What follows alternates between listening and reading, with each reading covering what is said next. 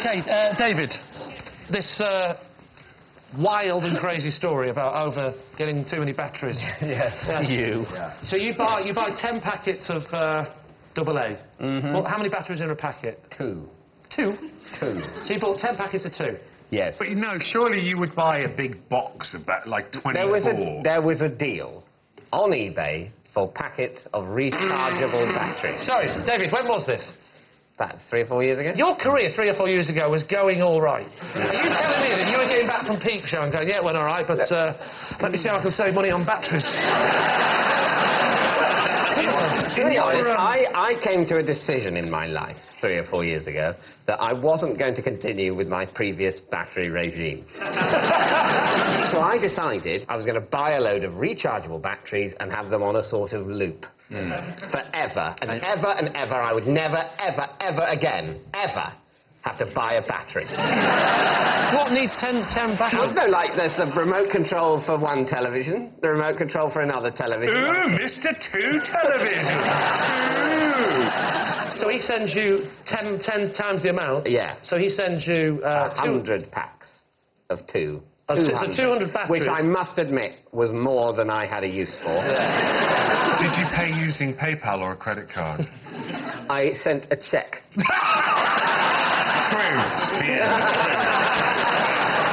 I think this story's got a lot of positives and negatives.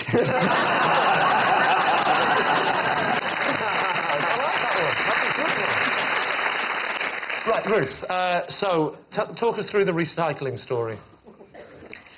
OK, my tortoise... Whose name is? Tom.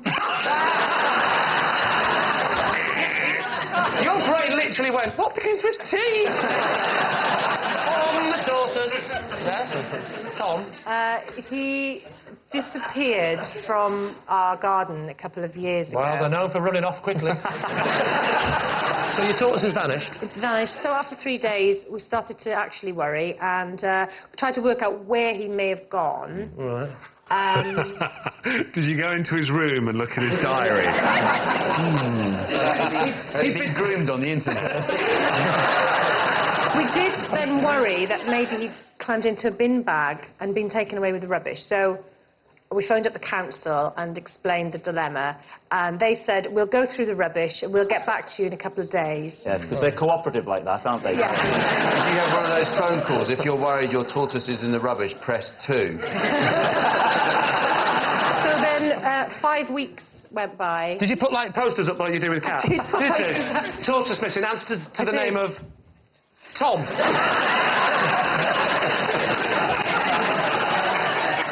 5 weeks after he'd gone missing, when I was feeling very sad, we got a phone call saying, we've found a tortoise in the recycling plant. Let me ask you this, did they find it in a specific part of the recycling area, like in the plastics? They found it on the conveyor belt, on the can crusher. Yeah. You're saying this is now like a Disney film? Yeah, Toy Story. You're trying to run away,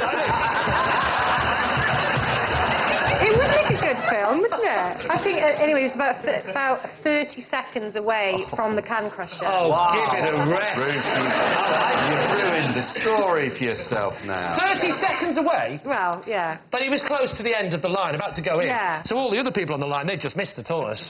They'd gone, I do cans, I do plastic. Who's going to do the tortoise? Not my job. That's not my job. I don't do tortoises. Do you do tortoises? I don't do tortoises. So, all right, there we are. What do you think, Lee's team? I think it's David's story. I think it's battery. I think he's the battery man, salesman. personally. Ian is exactly how I imagine someone like that would look. An online battery seller. So look, yes. Don't think for 1 minute Ruth has got a tortoise, or has ever had it, because tortoises, they don't survive the cold. She lives in Wales. Right, I think... Well, who do we think? Does my opinion count for anything? No. Jason or David? Should we go for David? Go on then. I'd say David, yeah. Go on then. You're saying David. You're saying it's the online battery sales. Yeah. OK.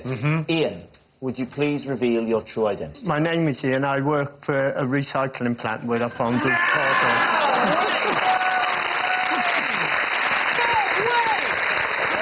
Yes, Ian saved Ruth's tortoise's life seconds before it was about to be crushed in a recycling plant. Thank you so much, Ian. So, Ruth, that was incredible. Everything with the Toy Story bit on the... Yeah. All He's true. really called Tom. He's really called Tom. Now, we've got a picture, actually. Great. Oh, there you are. That You're is about Tom. to eat the tortoise. Isn't that nice? Which brings us to our final round, quickfire lies, in which our panellists lie not only through their teeth, but against the clock. We start with... It's Lee. I've placed a £500 bet at the bookies that I'll live till I'm 100. David's team, what do you think? When did you place this bet? I placed this bet when I was 18 years old. And what odds did they offer? They offered odds of 1,000 to 1. 1,000 to 1. And you... Sorry, how much did you bet again? £500. So, when you're 100, you stand to gain what? £47. How old are you now? I'm 41. Right, so at 18... £500,000. Got it. Well done. So you're only a couple of years younger than me. At 18, £500 was quite a lot of money back then. It was. Where did you get £500 from? I inherited it from my granddad, who reached the age of 100. Oh. And I thought that would be an appropriate thing to do. Your granddad was 100 before you were 18.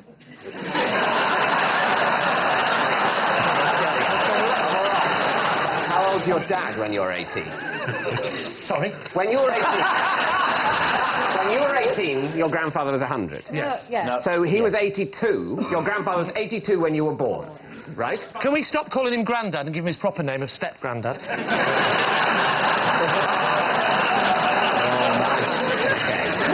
some respect for the dead. He's 100 years old. He was your step-grandfather. But you still decided that... after your grandfather died, your grandmother married a much, much older man. Well, she was very old. She was very old when she had my... Yeah. My dad. Why did you decide... How old was your grandmother when she had your dad? She 71? She was 45 when she had my granddad. Right. Look, it's a weird family, I'm not going to lie.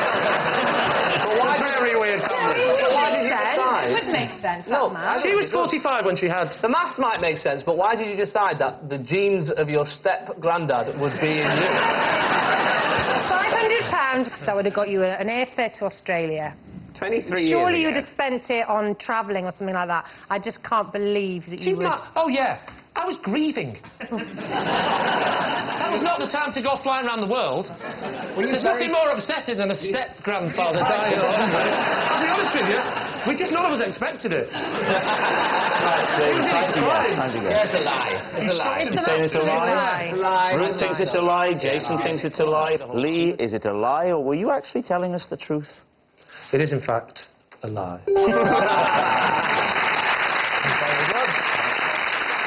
No, it's not true, but Lee's going to feel like such an idiot if he does reach 100. Not because he didn't place the bet, but because he'll be wetting himself on a bus and telling strangers he used to be on the telly. Next. Peter Serafinovich. You're getting out of gun.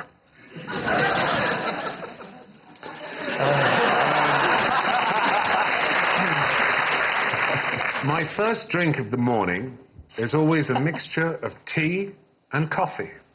I call it cough tea. Peter, before you jump in, I couldn't help noticing you put on a pair of sunglasses there. Why? This is so I don't give away any tells with my eyes. I'll take them off. Okay. Yeah, you can't... Yeah, but to be fair, it still looks quite cool. So, it's disgusting, isn't it? Half tea, half coffee? I don't like it when you, like, the same teaspoon's used after a coffee into a tea. So to mix the two together, weird. You like that, do you? Well, I did it by accident when I was about 8. And my mum was like, what are you doing? But then I had a swig of it. Oh, you would. Yeah. I would, yeah. Can I ask, how do you make it? Do you make the tea in a pot and the coffee in a cafetiere and then pour it? Or do you do an instant and a tea bag? I've only ever had it with instant. I don't think you'd sort of sully a nice espresso or whatever with a tea bag. Do you take sugar in your coffee tea? No, that'd be weird. Sorry. You can have half white sugar and half brown sugar. Oh, pervert. What's it called? They had coffee. You could have called it toffee. That would have sounded right. Yeah. There's already a thing called toffee.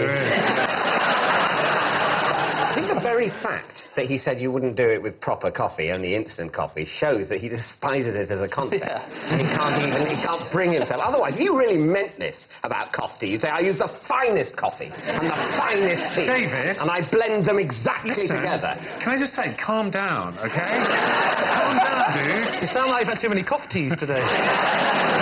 Right, come on, David. Well, what do you think? I think absolutely it's a lie. I think it's a lie as well. Yeah, I think it's a lie. You think it's a lie? So, all right, yeah. Peter, is it the truth or is it a lie? I was telling the truth.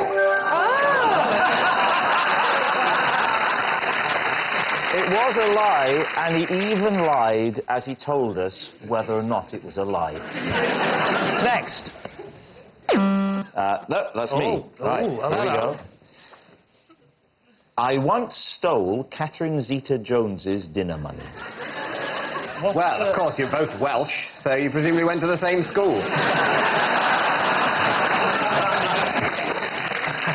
Yes, applaud that thinly veiled racism.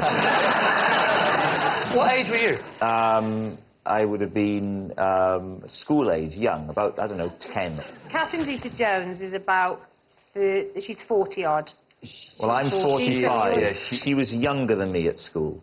And is even younger now, apparently. So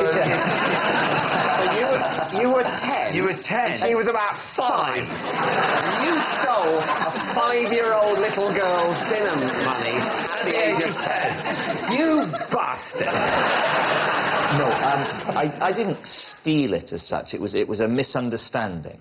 Right, what was the misunderstanding? How did her money end up in your hand? Well, I arrived at school that day, and as I walked into the school, Catherine Zeta-Jones's mother saw me and said, I've forgotten to give Catherine her dinner money.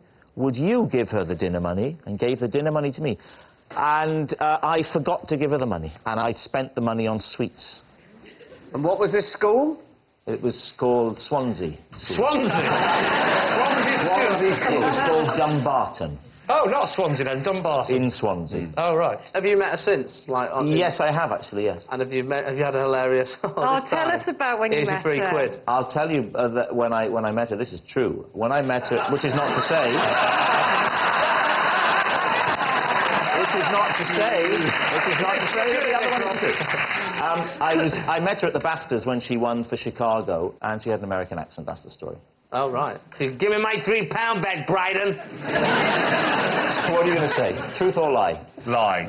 Lie. It's got to be a lie. You say lie. You're too an honest man not to have gone back and given it to us. So, David's team. I think it might be true.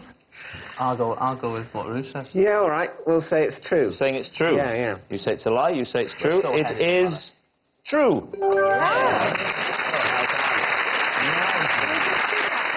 Yes, it's true. I did once steal Catherine Zeta-Jones's dinner money. It was a long time ago when we were kids. I now feel old age creeping up on me, as does Catherine, every morning when Michael fancies a cuddle. And that sound tells us time's up, and it's the end of the show, and I can reveal that David's team are the winners by 8 points to 3.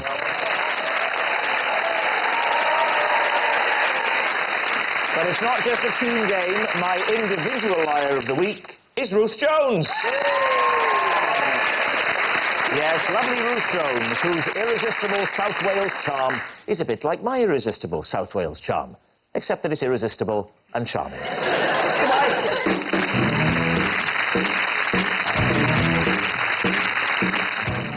That's David Mitchell over on BBC Two now, along with his comedy partner Robert Webb, into their sketch show world in that Mitchell and Webb look. Friday night National Lottery draws next here, followed by Clive Owen and Jennifer Aniston in a film, V-Rails.